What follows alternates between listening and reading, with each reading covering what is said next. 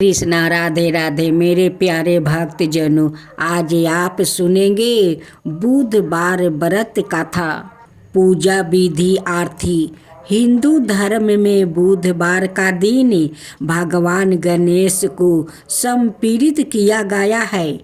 ऐसी मान्यता है जो व्याकृत इस दिन सच्चे मन से विघ्नहर्ता गणपति जी की उपासना और उपवास करता है, उसके जीवन में सभी कष्ट दूर हो जाता है। इस व्रत के प्रभाव से व्याकृत जीवन में सुख शांति आती है। इस व्रत को 7 बार के रोज में करना फलदायी माना जाता है। इतना ही नहीं, बुधवार व्रत करने से बुध ग्रह भी मजबूत होता है। जानिए बुधवार व्रत की कथा, पूजा विधि, मंत्र, महत्व और अन्य जरूरी बातें।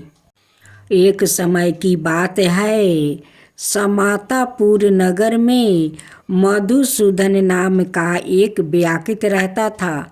उसका विवाह पास के ही नगर बलरामपुर की रहने वाली संगीता से संपन्न हुआ था।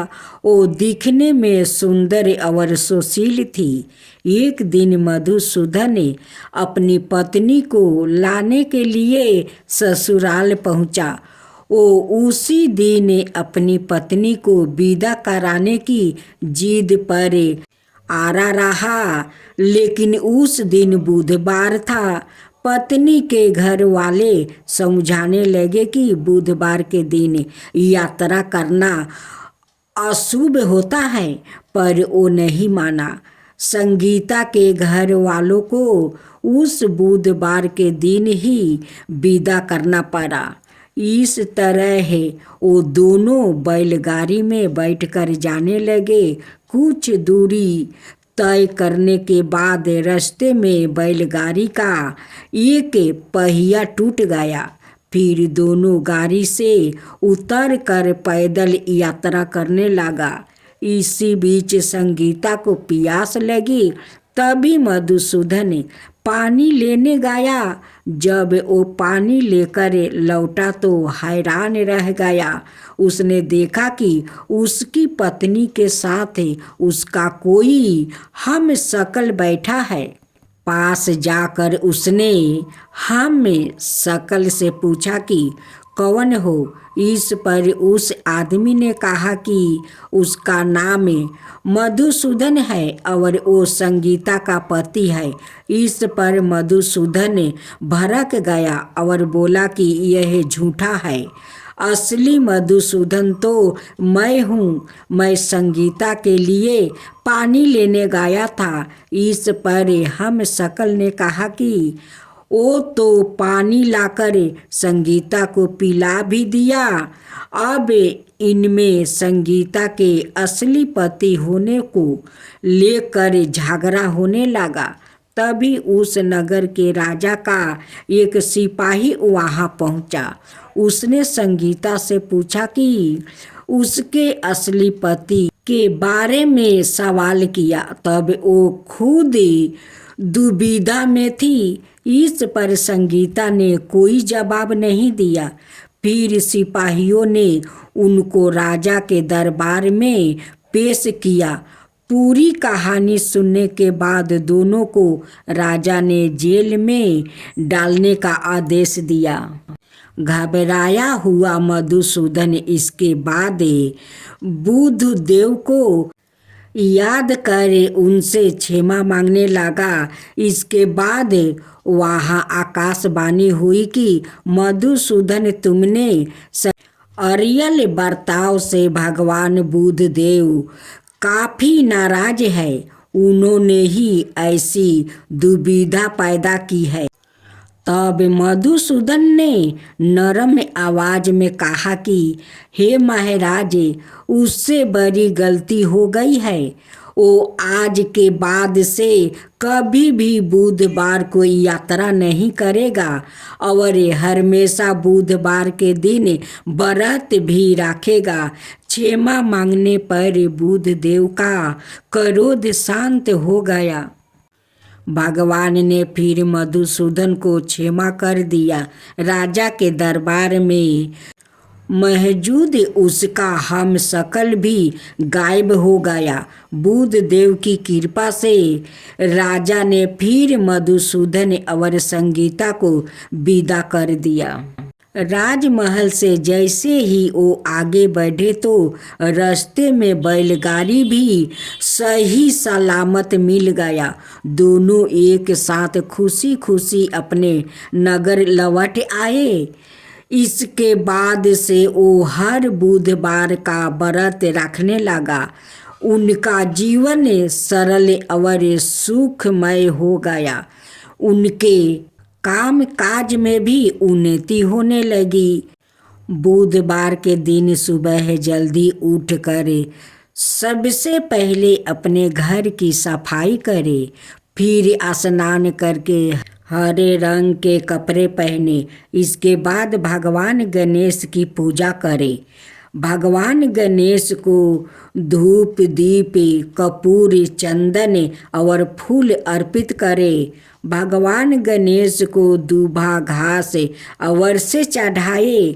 भगवान गणेश के मंत्रों का जप करे। गणेश जी की आरती उतारे। बुधवार व्रत कथा पढ़ना बिल्कुल भी ना भूले। अंत में गणेश भगवान को लड्डुओं का भोग लगा। अब आप सुने महालक्ष्मी व्रत कथा। माँ लक्ष्मी की जय हो, माँ लक्ष्मी की जय हो। प्राचीन समय में एक गांव में एक गरीब ब्राह्मण रहता था। वो भगवान विष्णु का भक्त था। वो नियमित रूप से श्री विष्णु की पूजा करता था। एक बार श्री हरि ने उस ब्राह्मण की पूजा से प्रसन्न होकर उससे वर मांगने को कहा। तब ब्राह्मण ने इच्छा जाहिर की कि लक्ष्मी जी का निवास उसके घर में हो। यह सुनकर विष्णु जी ने लक्ष्मी जी की प्राप्ति का मार्ग ब्राह्मण को बताया। विष्णु जी ने कहा कि मंदिर के सामने एक स्त्री आती है जो यहाँ आकर उपले थापती है। उसे अपने घर आने का निमंत्रित दो। वो धन की देवी है। जब लक्ष्मी जी तुम्हारे घर आएगी तो तुम्हारा घर धन धनाय से भर जाएगा। इतना कहकर विष्णु जी ध्यान मगन हो गए। अगले दिन सुबह 4 बजे से ही मंदिर के सामने ब्राह्मण आकर बैठ गया। कुछ ही देर में लक्ष्मी जी उपले थापने वही आई। ब्राह्मण ने उनसे उसके घर आने का निवेदन किया। वो सुन लक्ष्मी जी समझ गई कि यह सब विष्णु जी ने ही उससे करने के लिए कहा है। तब उन्होंने ब्राह्मण से कहा कि तुम महालक्ष्मी व्रत करो। यह व्रत 16 दिन तक व्रत करने और 16वां दिन रात को चंद्रमा को अर्घ देने के बाद ही तुम्हारा मनोरथ पूरा होगा। इसके बाद लक्ष्मी जी की पूजा कर ब्राह्मण ने देवी को उत्तर दिशा की ओर मुख करके पुकारा। उसकी तपस्या से प्रसन्न होकर माल अपना वचन पूरा किया। तब से ही यह व्रत पूरी श्रद्धा किया जाता है। ऐसा करने से व्यक्तियों को माँ का आशीर्वाद प्राप्ति होता है। महालक्ष्मी व्रत का महत्व। हिंदू धर्म में महालक्ष्मी व्रत पूरे 16 दिनों तक रखा जाता है। हालांकि यह निर्जला व्रत नहीं होता है, लेकिन अन्न ग्रहण करने की मनाही होती है। आप इस व्रत में फलाहार कर सकते हैं।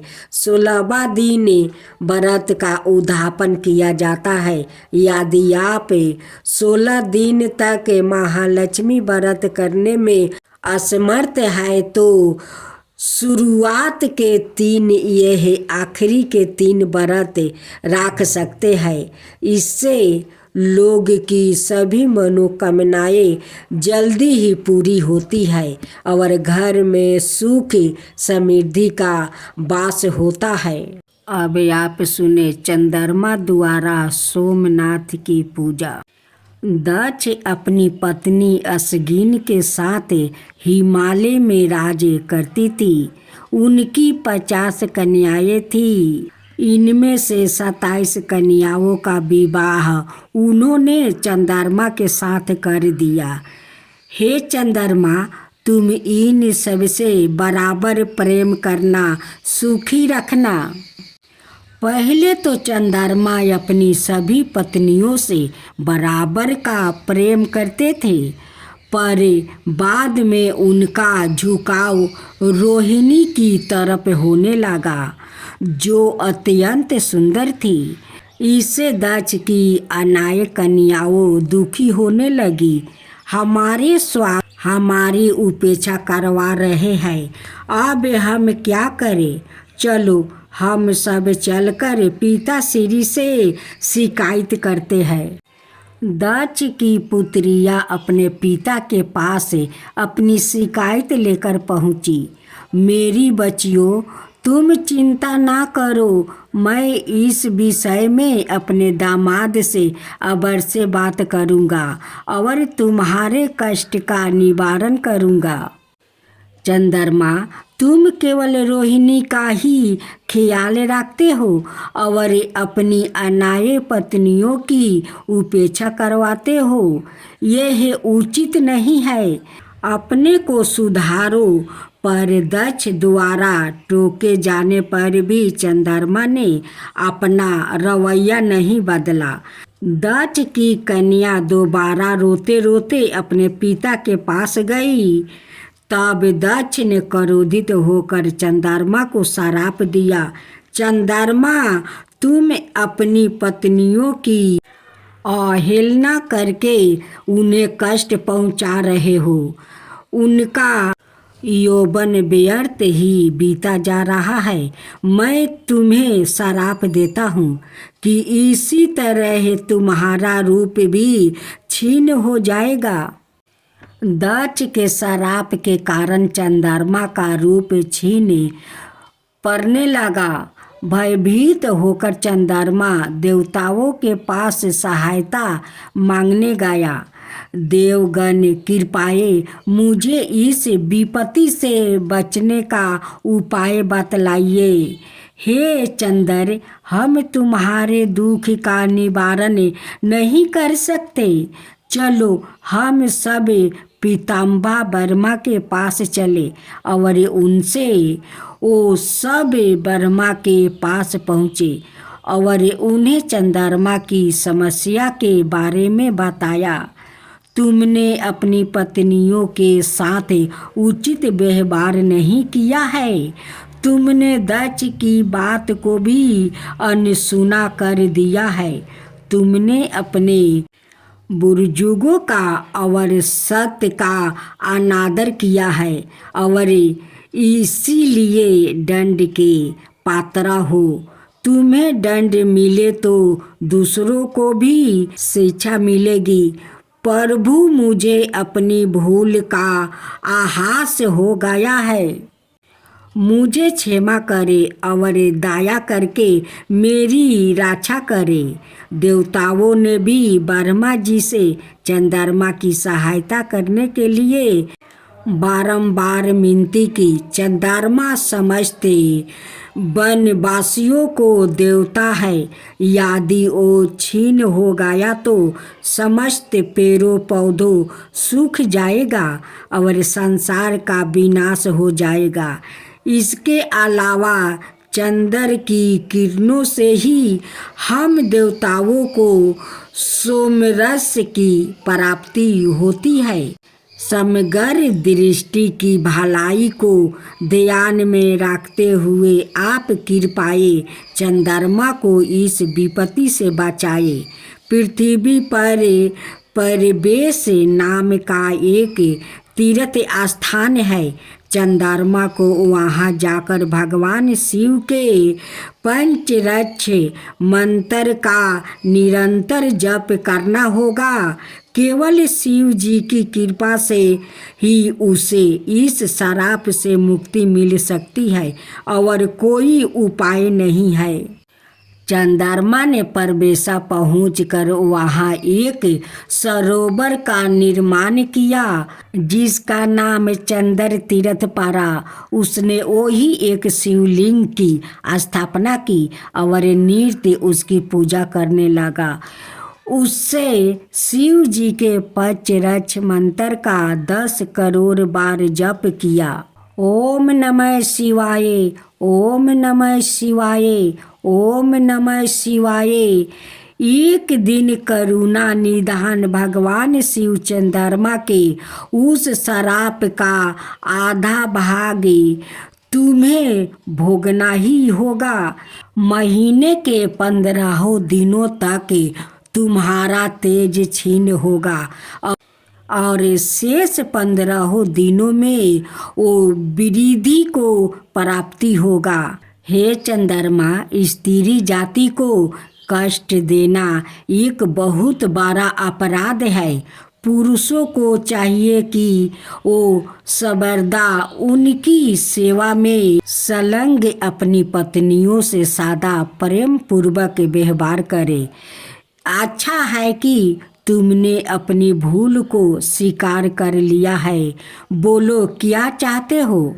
भगवान, आपने कृपा करके मुझे इस श्राप से मुक्ति किया है। मैं आपसे प्रार्थना करता हूँ कि जो भी इस चंद्र तीर्थ में स्नान करके आपकी आराधना करे उसका भी सभी कष्ट इसी प्रकार दूर हो जाएगा। प्रभु कृपा करके मुझे दक्ष के श्राप से मुक्ति कर दे।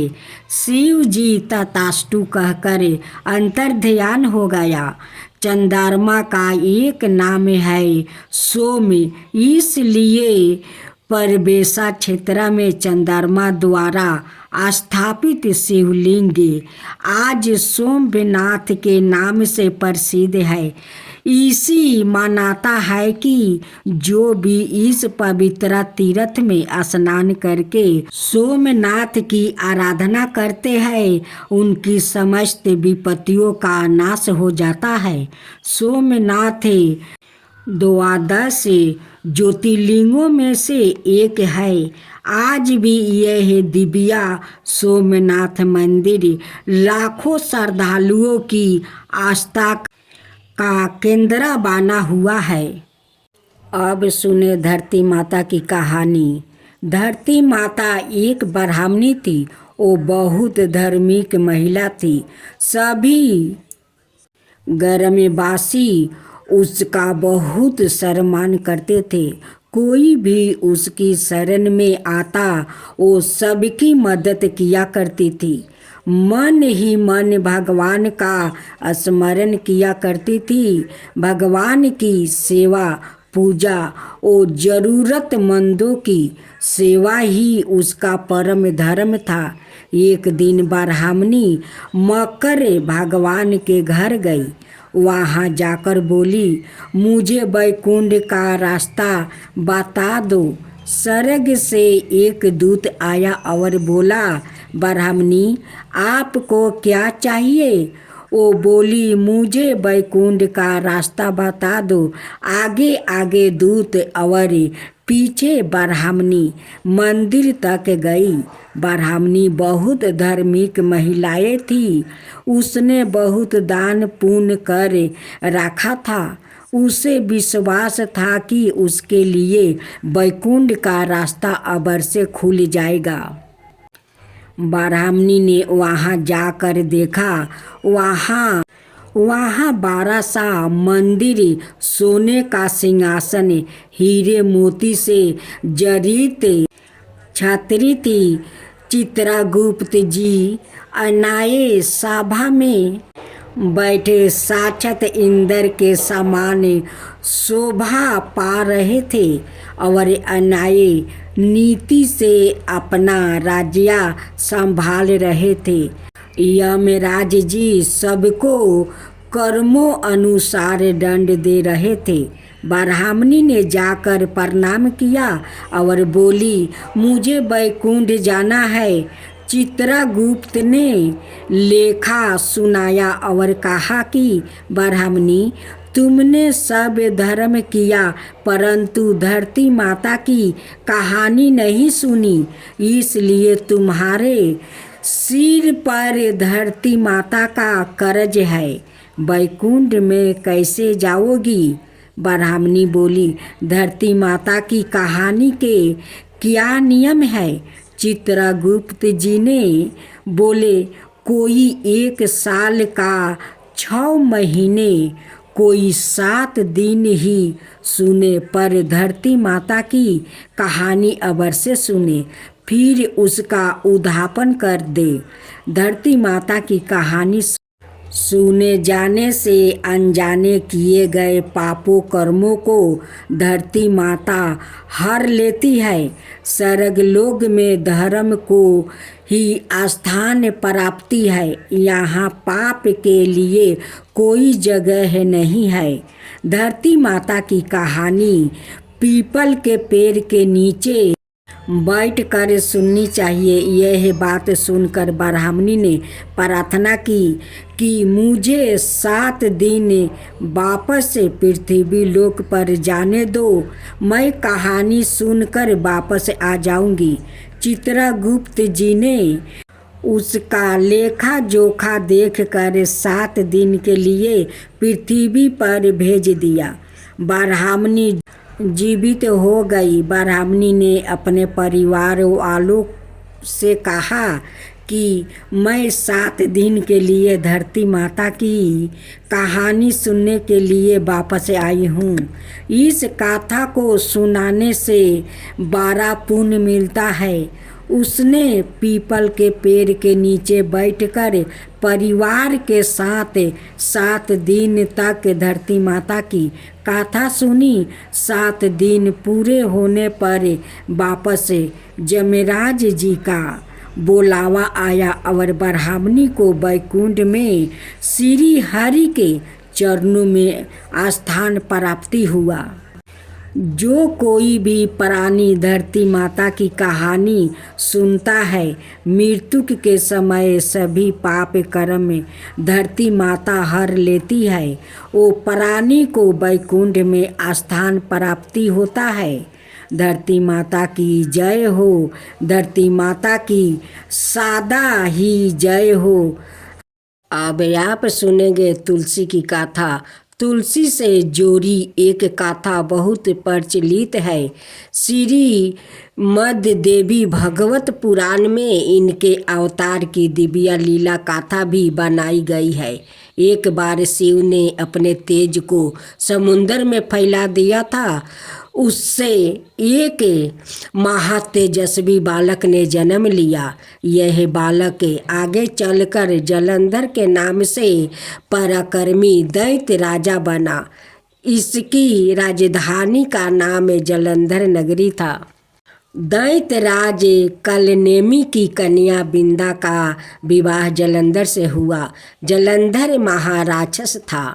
अपनी साता के मध्य में चूरी उसने माता लक्ष्मी को पाने की कामना से युद्ध किया, परंतु समुद्र से ही उत्पन्न होने के कारण माता लक्ष्मी ने उसे अपना भाई के रूप में स्वीकार कर लिया।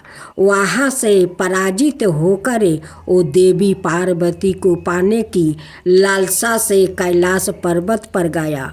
भगवान देवाधिदेव शिव का ही रूप धारण कर माता पार्वती का समीप गया, परंतु माँ ने अपने योग बल से उसे तुरंत पहचान लिया और वहाँ से अंतर्ध्यान हो गई।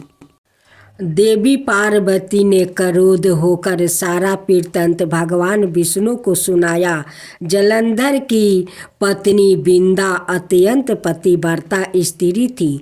उसी के पतिव्रता धर्म की शक्ति से जलंधर ना तो मारा जाता था और ना ही पराजित होता था। इसलिए जलंधर का नाश करने के लिए बिंदा के पतिव्रता धर्म को भंग करना ही बहुत जरूरी था। इसी कारण भगवान विष्णु ऋषि का भेष धारण कर वन में जा पहुँचे, जहाँ बिंदा अकेली बर्मन कर रही थी। भगवान के साथ 2 मायावीर राक्षस भी थे, जिन्हें देखकर बिंदा भयभीत हो गई। ऋषि ने बिंदा के सामने पल में दोनों को भस्म कर दिया। उनकी शक्ति देखकर बिंदा ने कैलाश पर्वत पर महादेव के साथ युद्ध कर रहे अपने पति जलंधर के बारे में पूछा। ऋषि ने अपने माया जाल से 2 बांदर प्रकट किया। एक बांदर के हाथ में जलंधर का सिर था और दूसरे के हाथ में धर। अपने पति की यह दशा देखकर बिंदा मूर्छित होकर गिर पड़ी। होश में आने पर उन्होंने ऋषि रूपी भगवान से विनती की कि वो उसके पति को जीवित करे। भगवान ने अपनी माया से पूर्ण जलंधर का सिर धड़ से जोड़ दिया, परंतु सवाए भी वो उसी शरीर में प्रवेश कर गया। बिंदा को इस छल का जरा आभास नहीं हुआ। जलंधर बने भगवान के साथ बिंदा पतिव्रता का व्यवहार करने लगी, जिससे उसकी पतिव्रता भंग हो गया। ऐसे होते ही बिंदा का पति जलंधर युद्ध में हार गया। इस सारी लीला का जब बिंदा को पता चला तो उसने क्रोध होकर भगवान विष्णु को शीला होने का श्राप दे दिया और सवाए सती हो गई। जहाँ बिंदा भस्म हुई वहाँ तुलसी का पौधा उगा। भगवान विष्णु ने बिंदा से कहा, हे बिंदा, तुम अपने सतीव्रता के कारण मुझे लक्ष्मी से भी अधिक प्रिया हो गई हो। अब तुम तुलसी के रूप में सदा मेरे साथ रहोगी। जो मनुष्य भी मेरे शालिग्राम रूप के साथ तुलसी का विवाह करेगा, उसे इस लोक और परलोक में विपुल यश प्राप्ति होगा। जिस घर में तुलसी होती है वहाँ यम के दूत भी असमय नहीं जा सकते। गंगा और नर्मदा के जल से स्नान अथवा तुलसी का पूजन बराबर माना जाता है। चाहे मनुष्य कितना भी पापी क्यों न हो, मृत्यु के समय जिसके प्राण मंजीरी रहती, तुलसी और गंगा जल मुख में राख कर निगल जाते हैं। वो पापों से मुक्ति होकर वैकुंठ धाम को प्राप्ति होता है। जो मनुष्य तुलसी और आंवले की छाया में अपने पितरों का श्राद्ध करता है, उसके पितरों मोक्ष को प्राप्ति हो जाते हैं। उसी दैत्य जलंधर की यह भूमि जलंधर नाम से विख्यात है। सती बिंदा का मंदिर मोहल्ला कोट किशनचंद में स्थित है। कहते हैं इस स्थान पर एक प्राचीन गुफा थी जो सीधी हरिद्वार तक जाती थी। सच्चे मन से 40 दिन तक सती बिंदा देवी के मंदिर में पूजा करने से सभी मनोरथ पूर्ण हो जाते हैं। अब सुने यमराज और एक बुढ़िया माई की कहानी। एक बुढ़िया माई थी, वो व्रत नियम बहुत रखती थी। एक दिन भगवान के घर से यमदूत लेने आए। बुढ़िया माई यमदूत के साथ चल गई। आगे गहरी नदी बह रही थी। बुढ़िया माई डूबने लगी तब यमदूत ने पूछा, माई गाय दान की है? बुढ़िया माई ने मन में गाय माता का ध्यान किया तो गाय माता उपस्थित हो गई। गाय की पोंछ पकड़ कर बुढ़िया माई ने नदी पार कर लिया। आगे गई तो काले कुत्ते खाने दौड़े। तब यमदूत ने पूछा, कुत्ते को रोटी दी है क्या? बुढ़िया माई ने मन में कुत्ते का ध्यान किया तो कुत्ते चले गए। आगे चली तो काले कौआ बुढ़िया माई को चोंच मारने लगा। तब यमदूत ने कहा, ब्राह्मणी की बेटी को सिर में तेल लगाने को दिया है या नहीं?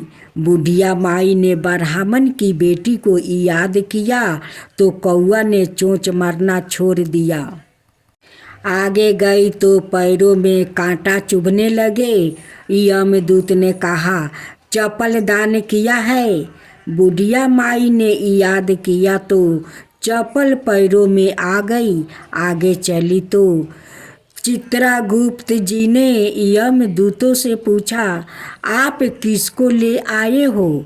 यमदूत ने कहा कि बुढ़िया माई ने बहुत दान पुण्य किया है, लेकिन धर्मराज जी का कुछ नहीं किया है, इसलिए आगे के द्वार बंद है।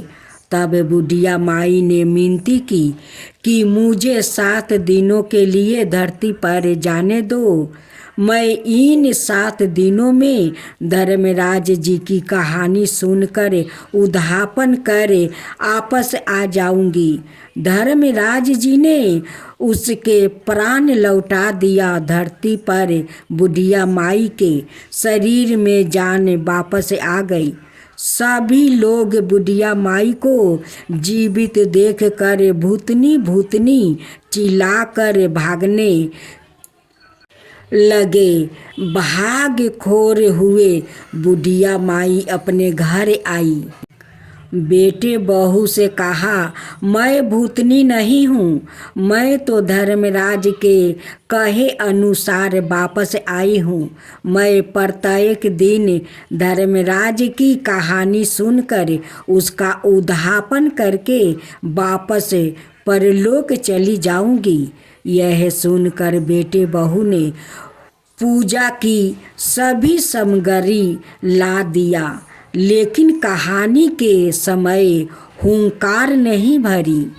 तब बुढ़िया माई पड़ोसिन के पास गई, पड़ोसिन से कहानी सुनी और हुंकार भी भरी।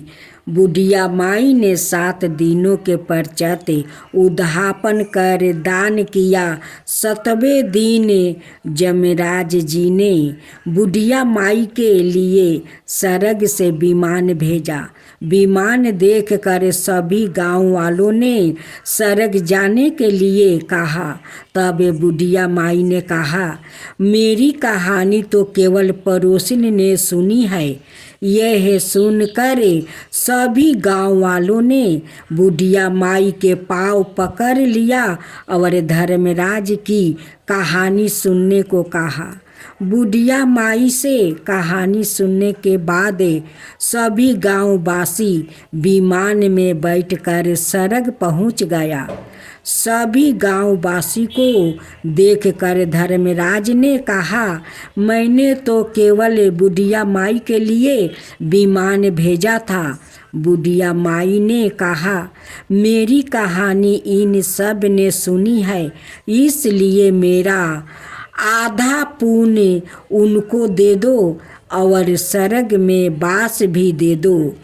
तब धर्मराज जी ने सभी गांववासियों को स्वर्ग में वास दे दिया। सो हे धर्मराज जी, जैसे बुढ़िया माई को स्वर्ग दिया वैसा ही सबको देना।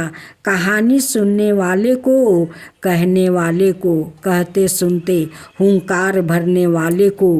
भक्तजनों, आज आप सुनेंगे राधा रानी की कहानी। एक समय नारद जी यह जानकर कि भगवान श्री कृष्णा ब्रज में प्रकट हुए हैं, बानी बजाते हुए गोकुल पहुँचे। वहाँ जाकर उन्होंने नंद जी के गिरहे में बालक का सवंग बनाया हुआ महायोगीश्वरी दिव्या दर्शन भगवान अच्युत के दर्शन किए।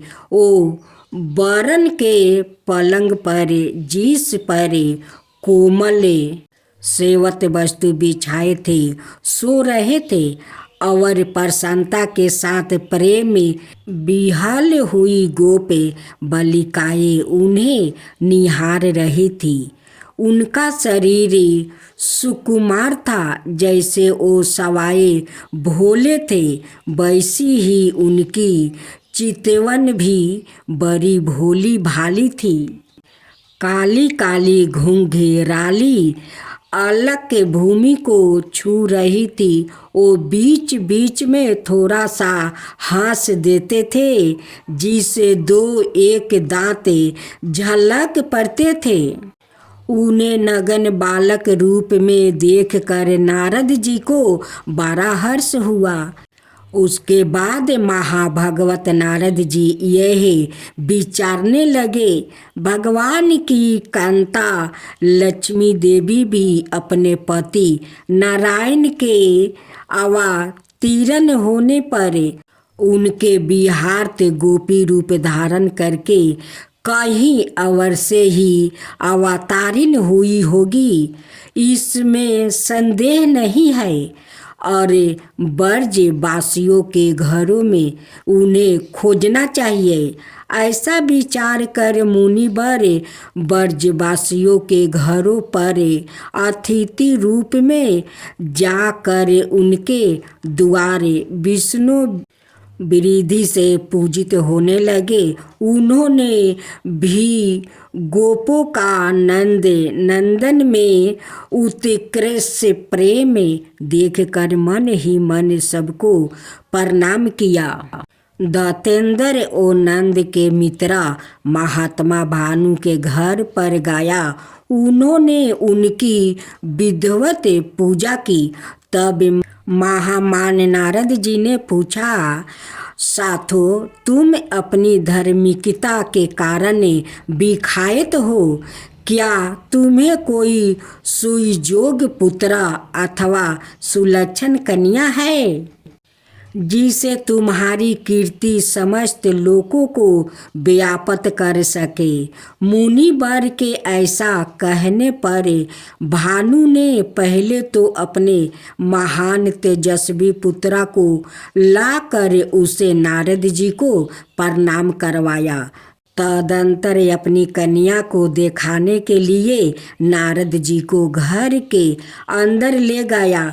गिरहे में प्रवेश कर उन्होंने पृथ्वी पर लौटती हुई नन्ही सी दिव्या बालिका को गोद में उठा लिया।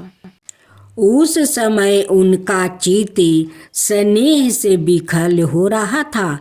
कन्या के अदृष्ट और असूत पूर्व अधिभूत स्वरूप को देखकर नारद जी मुग्ध हो गया और 2 मुहूर्त तक एक टक निहारते रहे और महान आश्चर्य में पड़ गया।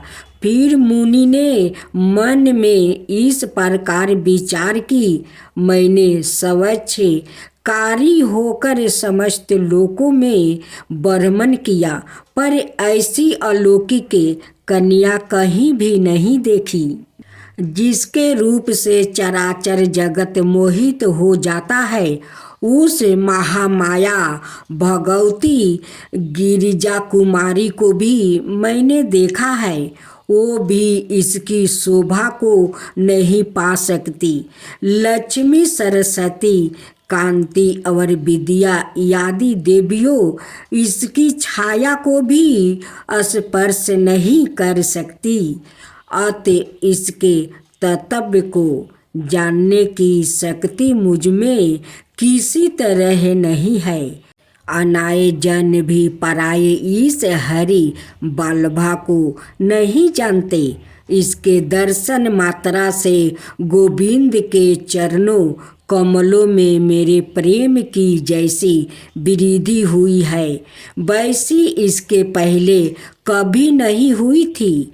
ऐसा विचार कर मुनि ने गोप परवर भानु को कहीं अनंतरत भेज दिया और एकांत स्थान में वो उस दिव्या रूपनी कन्या की स्तुति करने लगे।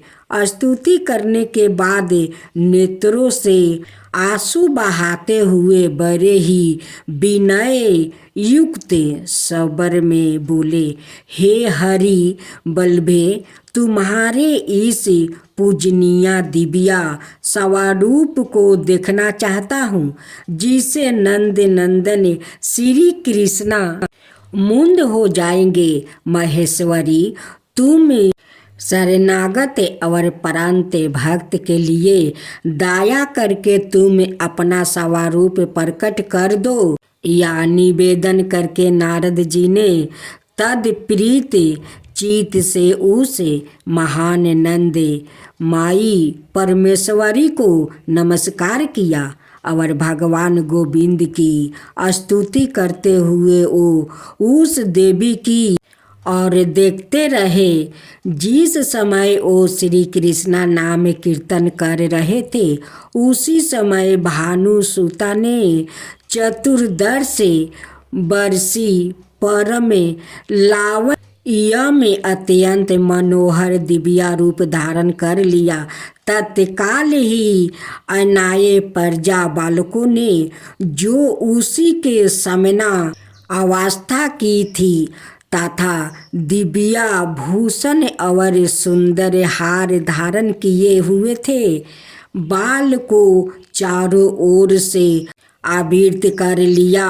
उस समय बालिका की सखिया उसके चरणोदक की बूंदों से मुनि को सींच कर कृपा पूर्वक बोली, महाभाग्य मुनिवर, वस्तुत आपने ही भक्ति के साथ भगवान की आराधना की है, क्योंकि इस रूप के दर्शन तो ब्रह्म आदि देवताओं को भी दुर्लभ है। उसी अधिभूत रूप के उन विश्वामोहिनी हरि प्रिया ने किसी पुण्य के फल स्वरूप आपको दर्शन मिले हैं। ब्रह्म ऋषि, उठो उठो, शीघ्र ही धैर्य धारण करे, उसकी परिक्रमा और बार बार इसे नमस्कार करे। क्यों तुम नहीं देखते कि इसी क्षण यह अंतर्ध्यान हो जाएगी, फिर उनके साथ किसी तरह तुम्हारा संभाषण नहीं हो सकेगा। उन प्रेम बिल्ली सखियों के वचन सुनकर नारद जी ने 2 मुहूर्त तक उस सुंदरी बाला की प्रदक्षिणा करके साष्टांग प्रणाम किया। उसके बाद भानु को बुलाकर कहा, तुम्हारी पुत्री का प्रभाव बहुत बड़ा है, देवता भी इसका महत्व नहीं जान सकते। जिस घर में इनका चरण चिन्ह है, वहाँ साक्षात भगवान नारायण निवास करते हैं और समस्त सिद्धियों सहित लक्ष्मी भी वहाँ रहती है। आज से संपूर्ण आभूषणों से भूषित इस सुंदर कन्या की महादेवी के सामना अत्यंत पूर्वक घर में रक्षा करो। ऐसा कहकर नारद जी हरि गुण गाते हुए चले गए। साभर श्री श्याम सुंदर गोस्वामी जी, सेवाधिकारी श्री राधा रानी, मंदिर बरसाना, जय जय श्री राम।